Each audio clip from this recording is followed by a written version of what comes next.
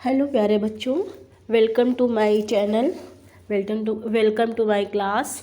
प्यारे बच्चों, आज हम आपको जो कुछ पढ़ाने जा रहे हैं ये बहुत ही आपकी इम्पॉर्टेंट चीज़ है।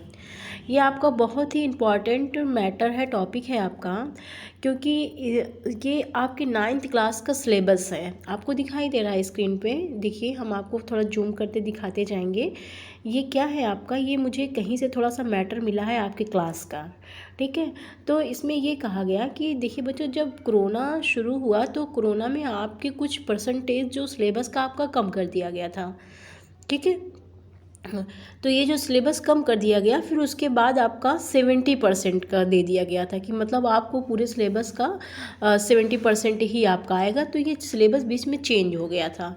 तो इसी वजह से बच्चों हम आपको जो ये 70% आपका है, इसी में आपको दिखा रहे हैं कि इसमें क्या क्या आपको बताया गया, क्या क्या आपको पढ़ना है। तो इसलिए यहाँ पे देखिए दिया हुआ है, उपर्युक्त के अनुक्रम में 70% का पाठ्यक्रम निम्नवत है। कक्षा 9 विषय उर्दू, ये आपके उर्दू का है।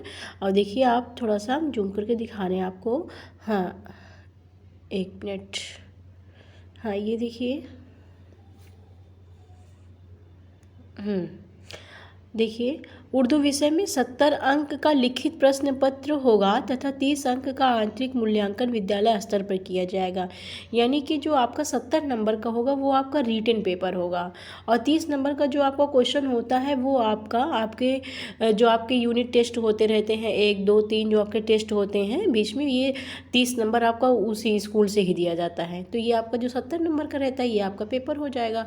बच्चों, इस बार आप 9th क्लास में बहुत मेहनत से पढ़िए, क्योंकि पिछली बार जब बच्चों के पेपर नहीं हुए थे तो हुआ ये था कि जो जैसे 10th क्लास का बोर्ड का जो पेपर नहीं हुआ था, तो उसमें ये हुआ था कि आपके जो 9th क्लास के रिज़ल्ट था उसको लेकर के 9th क्लास का रिज़ल्ट और प्लस आपका प्री बोर्ड, जब आप 10th में जाएंगे, 9th वाले बच्चे जो 10th में गए हैं उनका प्री बोर्ड का पेपर होता है। तो यही दोनों एग्ज़ाम को ले करके सारे बच्चों को नंबर दिए गए थे। इस बार हाई स्कूल के बच्चों को पास किया गया था। इसीलिए अगर आपने पता है, अगर आप लोगों ने 9th में अच्छे नंबर स्कोर किए ना, तो पता नहीं, अगर पेपर होता है फिर तो अच्छी बात है। अगर मान लीजिए पेपर ना भी होता है तो आपका यही 9th क्लास का पूरा हाफ अर्ली और एनुअल दोनों पेपर ऐड हुए थे इस बार आपके। हाफ अर्ली के भी और एनुअल के दोनों रिजल्ट मिला करके और प्लस 10th का प्री बोर्ड का मिला करके तब इस बार हाई स्कूल के बच्चों को पास किया गया था। इसीलिए बच्चों हम यहाँ पे इसलिए आपको बता रहे हैं क्योंकि आप बहुत अच्छे से मेहनत से 9th क्लास में अगर आपका हाफ अर्ली का और आपका एनुअल का सारे आपके रिजल्ट बहुत अच्छे आते हैं तो आपके लिए बहुत ही प्लस पॉइंट यहाँ पे है, बहुत ही प्लस पॉइंट 10th में लाने के लिए आपके यहाँ पे बहुत ही प्लस पॉइंट है। क्योंकि इस बार क्या हुआ, पहले से ही आदेश आया हुआ कि जो 9th के जो रिज़ल्ट है उसको वेबसाइट पे, जो हमारे शासन की जो वेबसाइट होती है उस पर पहले से ही ऑलरेडी अपलोड करने के लिए बोला गया है। इसलिए प्यारे बच्चों, आपको यहाँ पे बहुत अच्छे से सारे क्लास में, सारे सब्जेक्ट में नंबर स्कोर करने की कोशिश करना है, ताकि अगर आपका 10th में ये काम आता है तो आपका यहाँ पे पॉइंट बना रहेगा, ठीक है। इसीलिए यहाँ पे देखिए ये क्या है, उर्दू विषय में 70 अंक का लिखित प्रश्न पत्र होगा, 30 अंक का आंतरिक। तो हमने बताया 70 नंबर में आपका क्वेश्चन पेपर होगा, 30 में जो आपका यूनिट टेस्ट होता है फर्स्ट सेकंड थर्ड, 10 नंबर का वो होता है, तीनों मिला करके तब जा करके आपका 30 वो हो जाएगा, और उधर 70 मिला के तब आपका 100 नंबर का पूरा पेपर ऐसे होगा। तो इसमें जो आपका थोड़ा सा चेंजिंग की गई है, यहाँ पे है व्याकरण। देखिए यहाँ पे व्याकरण है, व्याकरण यानी कि आपका जो उर्दू में हमारा कवायद होता है ना। तो ये कह रहे हैं कि व्याकरण केवल उसी थोड़ा सा, ये बहुत क्लियर नहीं है क्योंकि मेरे पास भी जहाँ से आया वो क्लियर नहीं है, इसी वजह से क्लियर भी नहीं है, लेकिन हम पढ़ के आपको बताते रहेंगे। व्याकरण के केवल उसी तथ्य पर बल दिया जाएगा जो भाषा के प्रयोगात्मक ज्ञान और उसके संभाषण एवं लेखन में प्रयोग में हो। व्याकरण यानी यही आपका कवायद की बात हो रही है, ठीक है। व्याकरण का अध्ययन एक विषय के रूप में अनिवार्य नहीं, परंतु छात्रों को कक्षा में पाठों को पढ़ाते समय भाषा के व्याकरण के महत्व, उसके सही प्रयोग का ज्ञान हो, साथ ही इसके अनुवाद और उसके संगठन का ही सही अध्ययन कराना चाहिए। यानी ये आपको बस ऐसे ही निर्देश दिया हुआ है, एक आपको किस तरीके से आपको कवायद पढ़ना है। फिर भाषा है, हाँ ये देखिए यहाँ से आपका इम्पोर्टेंस शुरू होता है आपका पद्य यानी जो आपका उर्दू का आपका जो नस्र का हिस्सा होता है, ठीक है। नस्र का हिस्सा जो आपका होता है, नस्र में आपका क्या क्या होता है, जैसे नहीं गलत हो गया प्यारे बच्चों, यहाँ पे पद्य नहीं, आपका पद्य यानी कि जो आपका ये गज़ल होती है, नज़्म होती है, हाँ देखिए इसमें है भी। यहाँ पे आपका पद्य यानी जो आपकी गज़ल होती है, जो आपका शेर का हिस्सा होता है। जैसे हमने 10th क्लास में अगर सिलेबस बनाया है तो हमने उसमें पूरा पूरा बताया है अच्छे से, नस्रों को अलग करके बताया है और आपका ये गज़ल का यानी शेर का हिस्सा पूरा अलग करके बताया है। तो इसे हिंदी में भी आपका देखिए ये पद्य है।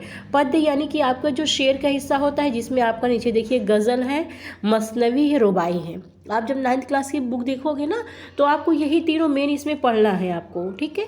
आपको हिस्सा शेर में यही पढ़ना है, आपको गज़ल पढ़ना है, मसनवी पढ़ना है और रुबाई पढ़ना है, ठीक। उसके बाद रचना। रचना में क्या है, निबंध लेखन सामान्य रुचि के विषयों पर। ये हो गया आपका निबंध, यानी कि जिसको हम उर्दू में कहते हैं मजमून, आपका ये हो गया। तो आप इसको जो है मजमून, आप जब जैसे ही आपका पेपर पास आता है तो पिछले साल के जो आपके क्वेश्चन पेपर रहेंगे आप उसको ले करके बैठिए और सारे मजमून किस टॉपिक पे प्रेजेंट टाइम में वो मजमून दे रहा है, आप इस तरीके से बनाओगे तो वहाँ पे आपको मजमून क्लियर हो जाएगा। पेपर पास आएगा तो हम खुद ही आपको क्लियर कर देंगे, लेकिन मजमून आपका वही होता है। फिर है आपका अपठित ज्ञान, यानी कि कुछ आपका ग्रामर यानी कुछ कवायद का आपका हिस्सा दे देगा, ठीक है। तो ये आपका खंड, ये देखिए कह रहा खंड आ और ये हो गया खंड बा, ठीक। फिर आपका देखिए प्यारे बच्चों, उर्दू की नई किताब नवी जमात के लिए प्रकाशन एनसीईआरटी नई दिल्ली निर्धारित पुस्तकों के लेखकों तथा उनकी कृतियों का अध्ययन किया जाना। आप देखिए ये क्या कह रहा है।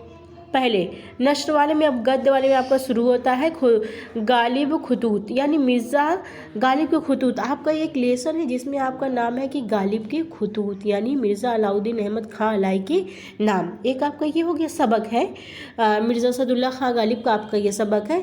और इन्होंने ये खत अपना जो है, गालिब अपना खत 3 लोगों के नाम लिखा है, मिर्ज़ा अलाउद्दीन खान के नाम लिखा है, मीर मेहदी मजरूर के नाम लिखा, मुंशी हरगोपाल के तफ्ता के नाम लिखा। ये हो गया गालिब का खत, ये मतलब गालिब के खुतूत का एक सबक है, समझ रहे हैं ना। फिर जो दूसरा क्वेश्चन है आपका, दूसरा जो आपका टॉपिक है वो सर सैयद अहमद खान का जो बहस व तकरार, ये हमने आपको 9th क्लास में पढ़ा दिया है, ठीक है प्यारे बच्चों। फिर उसके बाद डिप्टी नज़ीर अहमद का फहमीदा, ये भी हमने आपको पढ़ा है, फहमीदा और बड़ी बेटी नईमा की लड़ाई,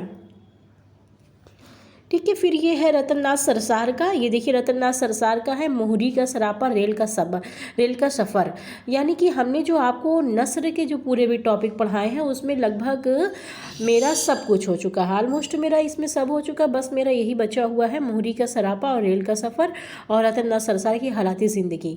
यहाँ तक कि हमने तो आपको बहुत ज़्यादा पढ़ा दिया है, मीर अमन वाला भी पढ़ाया है हमने, बाबू बहार भी पढ़ाया है, शेर चौथे दरवेज़ भी पढ़ाया है। ऐसे बहुत से टॉपिक है जो हमने आपको पढ़ाया है, ठीक है। तो चलिए अच्छी बात है, वहाँ पे आपने पढ़ लिया, आपका प्लस पॉइंट है। पढ़ाई कहीं भी आपकी नहीं जाती है तो आगे ही आपको काम आएगा वो सारी चीज़ें, ठीक। तो ये आपका हो गया, ये आपका जो है गद्य में आपको क्या क्या पढ़ना है ये बताया रहा। फिर उसके बाद देखिए निर्धारित गद्य पुस्तक के लेखकों की जीवनी तथा साहित्य के जीवन में योगदान। ये हम देखिए हमेशा, इसीलिए हमने आपको हालात ज़िंदगी बीच बीच में बताया है, क्योंकि निर्धारित गद्य पुस्तक के लेखकों की जीवनी, ये कह रहा है निर्धारित गद्य, यानी यही जो आपका गद्य हो गया, यही जो टोटल अभी हमने बताया। निर्धारित गद्य पुस्तक के लेखकों की जीवनी तथा साहित्य में उनका क्या योगदान है। साहित्य में योगदान यानी कि अदबी खिदमात है ना, जीवनी यानी कि हालात ज़िंदगी, हम हमेशा ये बात आपको बताते हैं। और साहित्य में योगदान की जो इनकी बात आती है तो इनके अदबी खिदमात, यानी इन्होंने अदब में यानी उर्दू में इन्होंने क्या किया है, ठीक है। तो आपका ये पॉइंट बनता है। फिर आप देखिए ये तो हो गया, ये नंबर 1 पे ये सारा चल रहा था, यहाँ देखिए नंबर 1 पे, अब यहाँ पे नंबर 2 कर रहा है, ठीक है।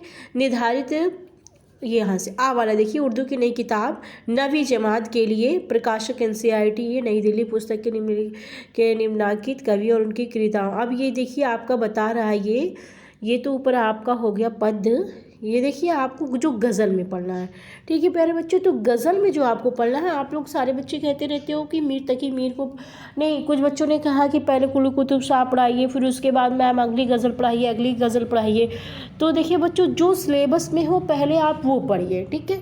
जैसे देखिए हमारा ये पहले जो गज़ल है ये किसकी है, मीर तकी मीर की गज़ल है, और हमने जबकि आपको कुल्लू कुतुब शाह की वो गज़ल पढ़ा दिया है, हमें दूसरी पढ़ाना था, शायद वली दखनी की पढ़ाना था, लेकिन मेरे पास अब ये सिलेबस किसी के थ्रू मुझे मिल चुका है जो हम आपको दिखाएंगे और इस सिलेबस से हम 9th क्लास को पूरा कवर करेंगे, ठीक है। तो ये मीर तकी मीर है, आप देख रहे हो कि इनका जो है, इनकी जो गज़ल है उल्टी हो गई सब तदबीर है, कुछ दवा ने ना काम किया, ये आप जब खोलोगे गज़ल तो आपको उसको मिलेगा। दूसरा इसका हस्ती अपनी हबाब की सी है, ये नुमाइश और आपकी शेर आगे से है। फिर मीर दर्द, पहला है मीर तकी मीर, यानी आप इनको देखिए, आप इनके राइटर को देखिए, शायर को देखिए, मीर तकी मीर आपको पढ़ाना है। फिर आपको दर्द, ख्वाजा मीर दर्द पढ़ाना है। फिर ज़ौक़ पढ़ाना है, शेर ज़ौक़ इब्राहिम पढ़ाना है। फिर आपको गालिब पढ़ाना है। फिर आपको मोमिन खां मोमिन पढ़ाना है। फिर आपको दाग पढ़ाना है। ठीक है, इतने आपको जो है, इतने राइटरों को आपको पढ़ना है, इतने लोगों की आपको क्या करना है, जो गज़ल है बस इतने राइटरों की आपको गज़ल पढ़ना है। ठीक है, तो यही आपका 9th क्लास का जो शासन से हमें आपको सिलेबस मिला है वही हम आपको दिखा रहे हैं, ताकि आप जान जाएं कि आपको 9th में क्या क्या पढ़ना है और क्या क्या बहुत अच्छे से तैयार करना है कुछ चीज़ें इसमें, इसीलिए हमने सिलेबस आपको दिखाया। तो देखिए बच्चों, आपको 2 चीज़ें लेकर के चलना रहता है। एक तो नस्र और नज़्म, ये तो आपका बुक का टॉपिक है, ये तो आप बुक पढ़ोगे तो अच्छे से आपको आ ही जाएगा। लेकिन आप जानते हैं जो आपका एक्स्ट्रा टॉपिक होता है, यानी कि जो ग्रामर होता है, यानी हमारा जो कवायद होता है, उसको भी हम इंशाल्लाह पढ़ाएंगे जैसे जैसे मुझे वक्त मिलता है, क्योंकि उसमें से भी आपको, अगर आपने अच्छे से यहाँ पे 9th क्लास में पढ़ा, फिर वही जो आपका ग्रामर रहेगा, कवायद रहेगा, वो चेंज नहीं होता है, बल्कि वो थोड़ा थोड़ा बढ़ता जाता है आपका और टफ होता चला जाता है हायर क्लास में। तो ग्रामर भी आपको इसमें से मिलता है, यानी कि आपको कवायद भी इसमें से मिलता है। यही देखिए यहाँ पे ऊपर, यहाँ जो दिख रहा था ये आपका कवायद ही, यानी आपका ग्रामर ही है। ठीक है प्यारे बच्चों, तो यही आपका पूरा सिलेबस यही है। सिलेबस आप नोट कर लीजिए, अपने बुक में निशान भी लगा लीजिए, मार्क कर लीजिए कि आपको यही यही पढ़ना है। उसके बाद जब वक्त मिलता है फिर देखा जाता है, लेकिन आपको पहले तो आपको यही देखना है कि मुझे 9th क्लास में नंबर कैसे अच्छे आने हैं। ठीक है, तो प्यारे बच्चों खूब अच्छे से इसको पढ़िए और अपने बुक में हम बार बार करें, मार्क भी कर लीजिए। यही आपको सिलेबस पढ़ना है। आगे हम पढ़ाने वाले हैं आपको, ये आपका गद्य का जो था, रतनदास सरसार, पंडित रतनदास सरसार, इन्हीं की हालात ज़िंदगी है ना, बायोग्राफी इन्हीं की पढ़ाएंगे हम आगे से। और प्यारे बच्चों ठीक है, अगर अच्छा लगता है वीडियो ज़रूर लाइक करें, कमेंट में ज़रूर अपना नाम लिखें। ठीक है, अपना ख्याल रखें और ख़ुद भी सब्सक्राइब करिए जिन्होंने ना सब्सक्राइब किया हो, और दूसरे भी बच्चों को कह दो वो भी सब्सक्राइब करें। मेरा वीडियो देखने के लिए बहुत बहुत शुक्रिया प्यारे बच्चों। ठीक है, अपना ख्याल रखिए, खुश रहिए, अल्लाह हाफिज़।